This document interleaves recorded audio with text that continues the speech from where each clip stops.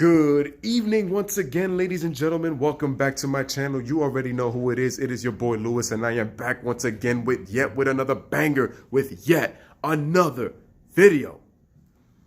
Man, you already guys know the three simple rules, man. You hit that like button, hit that subscribe button, and hit that notification bell to always receive the latest and greatest content that I always try to provide.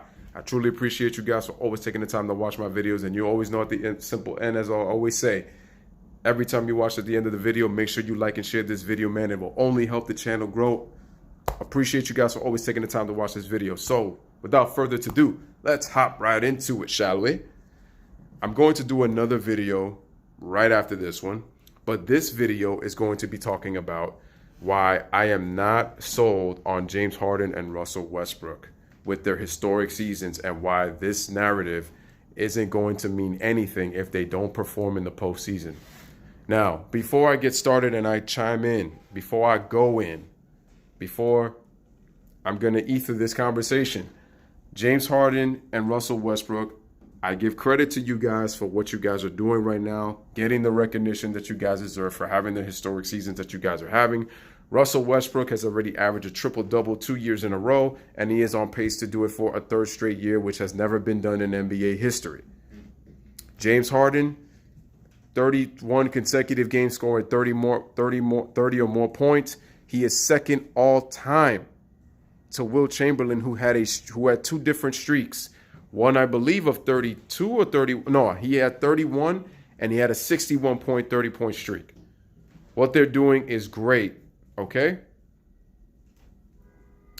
But with that being said, even as great as it is it really that impressive? That's the question you have to ask yourself, ladies and gentlemen, because once again, my issue with James Harden and Russell Westbrook, and I'm sorry I'm bringing his name up, but I really don't give a crap, but it's with LeBron James too, because what I'm noticing from both of them, and I want you to really listen to what I'm saying, ladies and gentlemen, James Harden and Russell Westbrook are really starting to become just like LeBron. And what do I mean by that? They're very conscious of their statistics. They are very conscious. Max Kellerman kind of exposed LeBron when he said this, and he said LeBron is aware of the advanced metrics. Really? Oh, I didn't know that. Because I don't know if you guys noticed, but there was a little cameo shot of LeBron looking at the stat sheet, and Chauncey Billups is saying, whoa, oh, he was like, oh, hey, hold up. Like, what's LeBron doing holding the stat sheet? And he was sitting on the bench, which tells you LeBron is very aware of his statistics. Just like James Harden is aware of the current 30-point streak, just like Russell Westbrook is aware of his triple-double streak. Russell Westbrook went to reporters a couple of years ago, and he made this collusion, and he made this notion that he got super upset when people kept tying him to the triple-doubles. Well, Russell Westbrook, if you don't want to be tied to the triple-doubles, why do you keep having triple-doubles almost game in and game out? I mean, you've averaged it, what, 2 years in a row, and you're about to do it for a third straight season? That's what the narrative's going to be, because you just can't shy away from it. I know what the Russell Westbrook apologists are going to say. Russell has to do so much for his team. He has to score. He has to rebound. He has to even assist. Doesn't that sound familiar to somebody that I know, that all of you guys know in the NBA, who kind of does the same thing, and who certain fanboys and in the media and a certain fan base like to make excuses for? Man, it sounds really familiar. And I have to call this out because it's like this is what I'm starting to notice. James Harden, 31 straight games with 30 points or more. Yeah, he's accomplishing it, but is it really an impressive streak? No, because if you look at his percentages, I already know what the apologists once again are going to say. Oh, but you know, Kobe Bryant was overrated because if you look at his stats and we were scoring 30, he took 46 shots. He took 50 shots. I'm going to say this once again. James Harden, as impressive as his scoring streak is, and to me, like I said, kudos to him for what he's doing, but I don't find his streak impressive at all. You know why? Because I've seen Kobe Bryant do much better with scoring streaks. Okay? I've seen much better than what James Harden is doing. It may not be the amount of games that James Harden is doing it, but once again, Kobe Bryant's streaks of scoring, for me, have been way more impressive than what James Harden did. That's not that's not trying to knock on him in a sense, but you just, again, when you look at it, he's very conscious. Look, shout out to Patricia Sutton for this, because she had mentioned this in the live stream with RB The Breakthrough. Shout out to RB The Breakthrough as well. If you haven't, make sure to go follow his channel. The guy produces amazing content. I'm telling you, man. Objective commentary on his basketball channel. You will stay woke, and I'm telling you, man, he is unbiased when it comes to basketball news, basketball players, and basketball teams. I guarantee you. You will not be disappointed. Check out RB The Breakthrough. But once again, shout out to Patricia Sutton, but she mentioned this.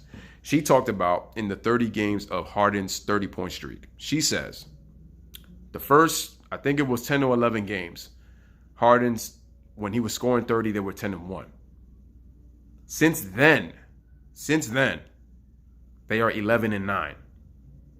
And I know Chris Paul just came back, but he was out for the majority of those games in that 30-point streak.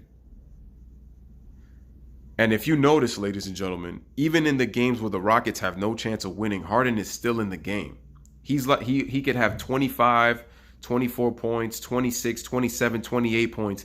He makes sure that he gets his 30 points. What is that telling you? The brother is very aware of the stats. He is very aware of the advanced metrics. That's why he continues to do it. Oh, but Lewis, Clint Capella's out. He's injured. Eric Gordon wasn't playing well, and he was out too. CP3 was out, so Harden has to do everything. Listen, I understand that Harden has to score. I understand that Harden has to make plays. I get all that. But Harden brings this up on himself. If he really stopped trying to focus on trying to get scoring streaks and just focus on trying to help the team win, I'm telling you, the Rockets would be in a much better position. But instead, he a lot of times settles for shots that gives extra possessions to the other team. And I keep scratching my head and keep saying, why does Harden keep taking those ill-advised shots?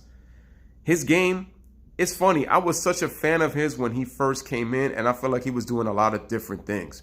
But now, being in with the Rockets and being with Mike D'Antoni, he has become one of the most predictable players that I've ever seen in my life. His play style is so predictable. Kind of reminds you of somebody else too. And again, this is not a video about him, but you know who I'm talking about. Ball dominant. Russell Westbrook. He may be giving Paul George the roam to be able to shoot the ball more and to be able to make plays more. But Russell Westbrook is still averaging a triple-double. One thing at least I can say he's kind of figured out is he's been able to get his while letting Paul George shine. But that still doesn't take away the fact that he's still taking rebounds from his bigs. Steven Adams should be averaging 10-plus rebounds. But yeah, Russell Westbrook is averaging from the guard position. Oh my God, that's amazing. And I keep telling you guys that the triple-doubles are very overrated in this era. It almost seems like it's as not easy as it is to do. It's very difficult. But I'm telling you, if you make an emphasis to try to get every rebound, if you make an emphasis to try to make every single pass, you already know that scoring is much more easier because you got to put the ball in the basket, especially if you're skilled enough to put the ball in the basket, to shoot, to drive, to post, free throws, off the catch, like any single way you can score. You're going to be able to get that triple-double as long as your mindset is focused on that. And what I'm trying to tell you guys is this is what I'm talking about. What if James Harden wins another MVP? He'll have back-to-back MVPs. But what am I judging James Harden on? Am I judging James Harden at this point that he's an MVP? If you're an MVP, you have to prove that you're the best player in the game. Because you were voted as the best player in the game for that season. And in that season, if you have a good enough team to be able to go all the way, possibly, to contend for an NBA championship, to the NBA Finals, you have to ball out. But what's happening, guys? James Harden's predictable 8-step travel, because you notice how he updated his passports game by game, 8 steps to do a step back. LeBron has copied it. Luka Doncic has copied it. So in some sense, and it's like as long as you do it so fast and the refs don't see it, they're not going to call it. But it's straight up travel. Like James Harden, he got you on Travelocity out here. So even if James Harden is having a great season, his numbers are inefficient. And look how many attempts he shoots from the 3-point line. And it's atrocious. Like, there's games where he's been 2 for 18, 1 for 17. That's why his streak hasn't really been that impressive. I remember in Kobe's streaks where he was scoring 30 to 40 points when they were like 13 straight 40-point games, 9 straight 40-point games, the 4 straight 50-point games. Kobe was shooting blistering numbers. I remember in 2007 when he scored 4 consecutive 50-point games. Guess how much he was shooting, ladies and gentlemen? Oh, but Kobe's overrated because of all the shots. He shot 56% from the field and 51% from 3 in that 4-game streak. And then he followed that with a 43-point game after that. So he scored 258 points in a 5-game span. That's impressive. And it's impressive when you were able to shoot over 50% from the field. And he even shot over 50% from 3-point range. But yet people are going crazy over the fact that Harden's got 30 in every game, when even when he has no business being in the game. James Harden chooses to try to go for that record, and he wants to make sure that he gets it. It's kind of like when LeBron went into the game in the last game of the season last year, played only 10 minutes, and then rested and say, oh, look, hey, I played 82 games. Like, what is that? You might as well just not have played if you were going to do that. But then Russell Westbrook sets the record for most consecutive triple-doubles in a season with 10, passing Will Chamberlain. But you're getting upset at reporters because you don't want to be linked to that triple-double because you're trying to do whatever it takes to win. But you're getting assists to get assists. At times, I'm going to say at times he moves the ball, but then at times, again, he's just getting assists to get assists. He still continues to take ill-advised shots. And one thing that I don't like is I question James Harden and Russell Westbrook's effort down the stretch in games. It's the one thing that's haunted them as to why they haven't been able to win in the postseason. I'm not talking about 2012. Don't give me that. Russell Westbrook showed out, and Magic Johnson still said in Game 4 of that series against the Heat that when he scored 43, it was the worst performance he had ever seen by a point guard. Now, that's not me. That's Magic saying that. So you're going to have to say, yo, Magic, you want all that smoke? Why was it the worst performance? If any of you guys think that Russell Westbrook's 43 points in that game was one of the worst ever performances in the finals, you guys let me know in the comments. But back to this, James Harden just dribbles the hell out of the basketball. Bobby Knight would be furious with him right now if he ever saw him dribble the basketball like that. He'll take that, he'll squeeze it, and he'll kick it in the air and say, this ball has been dribbled too much. Because there's no movement. And Mike D'Antoni still doesn't devise a game plan to change that offensive system that he has. And I understand one thing, you got to have the personnel. But you have two intelligent players. Harden's not looking so intelligent because he keeps staying predictable. And I'm going to tell you again, Russell Westbrook and James Harden are the modern-day LeBron James minis. And why do I say that? Because they have media darlings. They have biased fans as well. I know people want to say, you know, the Kobe stans, the Kobe tards, the Jordan stans. Like, everybody has a certain fan base that are biased towards a favorite player. At least admit that you're biased. Don't say that you're objective and then you're coming off and saying this thing like, I've heard biased LeBron fans who say they objective and then they go, but LeBron, you got to understand the competition he went against.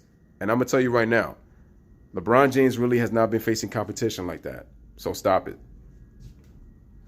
I told you, 7 of his 9 opponents were the same teams. San Antonio Spurs 3 times, Golden State Warriors 3 times. Enough said. Enough said. So even though it's, again, like James Harden, I'm not a fan of that style of play.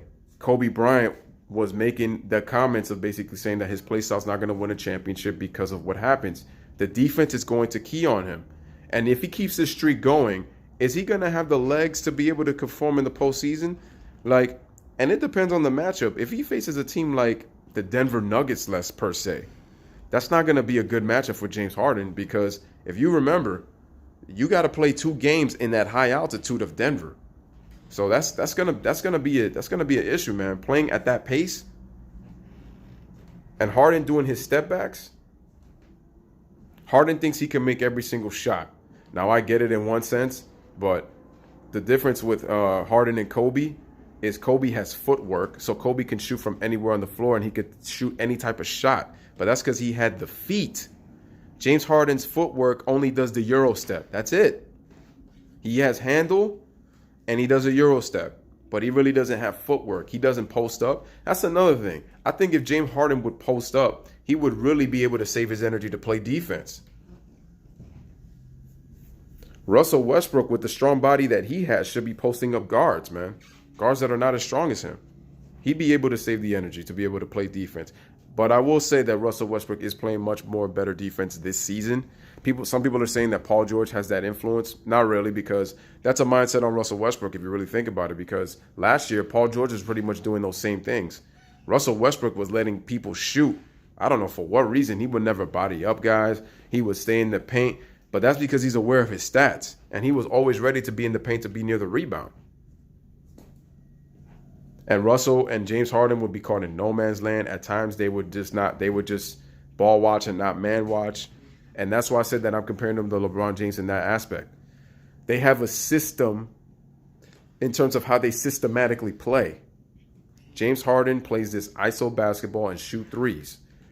Go to the basket and flop to get foul calls. And I'm telling you, how effective is James Harden going to be if you take away his fouls?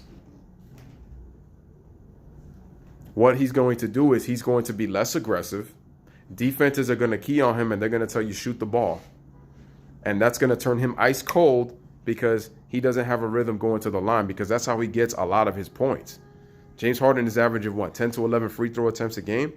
And James Harden was coming out here to reporters saying that, nobody can guard me. Nobody can stop me.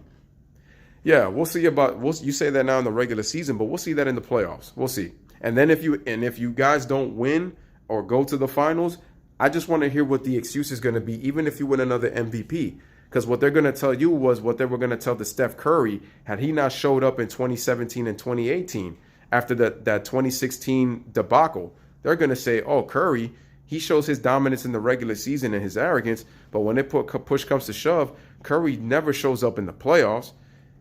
Curry shows up in the playoffs. It wasn't in that final. And once again, the fact that Andre Iguodala got Finals MVP over Steph Curry is a travesty, because they only just said it. If you guard LeBron James, you get the MVP. If you can score 13, 14 points, but you could get the MVP as long as you guard LeBron James. I was saying key moments they were able to do to disrupt LeBron. But LeBron, as they always say, any great player is going to get theirs, man. LeBron James, 35, 15, and 8?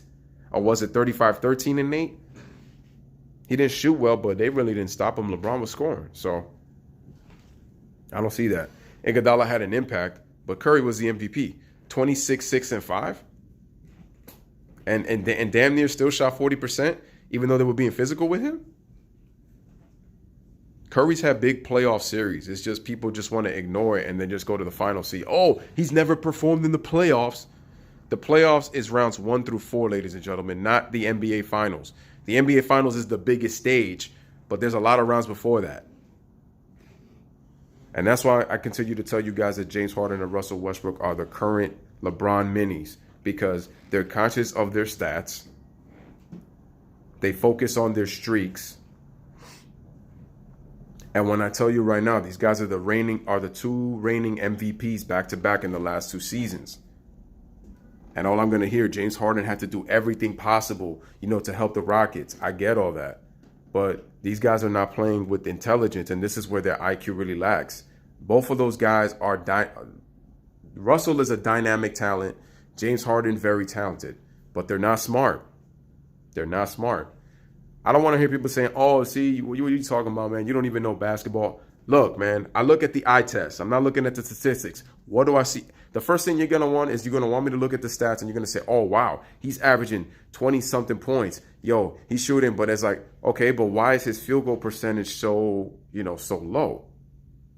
Then I watch a regular season game, and I look at the eye test. I look at the way they play. I look at what the team runs, what their sets are, and if they run the sets, and I notice, man, he makes it really difficult to get hit, to make his shots easier. Like, he should be making it easier for himself, but he can't do that because he's so conscious and he's so focused, and he's just too used to shooting the three ball, dribbling the basketball, and the other guys have to stand and watch. There's no rhythm. There's no movement. Russell Westbrook, let the big guys get the rebounds. How about you trying to just make plays, play defense, score when you need to score, move the basketball so that guys can move, man. That's what it is. What they're doing is great. I get it. But people are over glorifying it, acting like if it's the greatest thing ever. What is this going to all mean in the postseason if they don't get it done for their teams? Absolutely nothing. People will only talk about it, and the fans are going to go, but he had to do this, and he had to do that, and he had to do this, and he had to do that. The Thunder are 37-20. They're the third seed. And I'm going to tell you right now, they pose a big problem matchup for the Golden State Warriors. If they had the shooting, if they had a six-man, I'm telling you, you bring in Andre Roberson back with him and Paul George, defensive Dobermans, I'm telling you, they pose the biggest threat to knock that team off. And you got idiots like Jason McIntyre talking about that, the Warriors don't want to play the Lakers in the playoffs. Listen, after all that drama that the Lakers have endured with Magic, Rob, and LeBron James, putting those young guys in trade talks, don't talk nonsense until the Lakers start getting a streak going and they are in the playoffs. When they're in the playoffs, depending on who they're playing, we'll see how far the Lakers go. Until then, they're 10th in the West. Do they have a shot? Yes, they do. Do I think the Lakers are going to make the playoffs? I think so. But they have to pick up their play. Guys have got to get healthy, eliminate narratives, eliminate distractions. LeBron needs to stop his crap. He just needs to shut his mouth and stop contradicting himself. Stop talking to the media. Well, but let's face it. Why are they going to listen to me? Like, oh, LeBron makes more money than you, man. LeBron has a better life than you. He doesn't really care what you say. But then you're the same fanboys that go on other people's pages talking about the same nonsense. What? I don't get it. But like I said, once again, man, James Harden and Russell Westbrook, they are today's mini LeBrons because they are very conscious of the metrics. They are conscious as to once you do these things, it's going to be something that no one has ever seen before. It's something that no NBA player has ever done before. But once again, it's about winning championships. What is going to be your mark in the postseason? Are you going to come through when it matters? Because none of these stats are going to mean anything. They're just regular season stats. And what you're going to do is you're going to prove the critics who have been criticizing you guys for your style of play, you're going to prove them right in that you guys are just regular season players. You guys focus on your stats and you're not focusing on what it takes to help the team win. Once again, I've noticed what Russell's done with his defense, but what are these triple doubles going to mean? He's honestly overrating the triple double by him doing this. Because if he doesn't win again, what are they going to say? This is why Kevin Durant left the Oklahoma City Thunder, because Russell Westbrook just keeps making these bad decisions. Once again, Kevin Durant and Russell Westbrook both get the blame for that. They both do.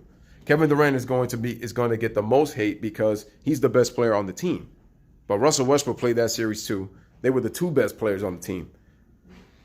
And they both choked against the Golden State Warriors. But James Harden, I'm telling you, man, he has media fanboys who give him excuses too. But that dude is not out the Jets, not with me. This is why I continue to say that people keep saying that James Harden is a better scorer than Kobe. I will slap the hell out of you if I ever hear that shit again. Because Kobe Bryant, James Harden may have a longer streak of 30-point games than Kobe, but Kobe is a far superior scorer than James Harden. Far superior. Far superior. This guy had 10 50-point games in 2007. Two of those 50-point games, Kobe shot 70% from the field. In a 50-point game, 70% from the field on primarily jump shooting. Simple as that. But once again, man, I hope these guys, again, get their IQs up by the time and they show out and ball out in the postseason, because you already know what's going to happen. The excuses are going to come. And the guys and the people who hate them, I'm telling you, are going to be breathing down their necks and won't let it go. And they're just going to prove them right. So let me know what you guys think in the comments, man. This is your boy Lewis, man, with another one, man. Make sure to like, share, make sure to subscribe and hit that notification bell. Once again, man, as always, man, I appreciate the time for you guys watching this video, man. As always, man, bless up. One love, man. Peace. Thanks for watching.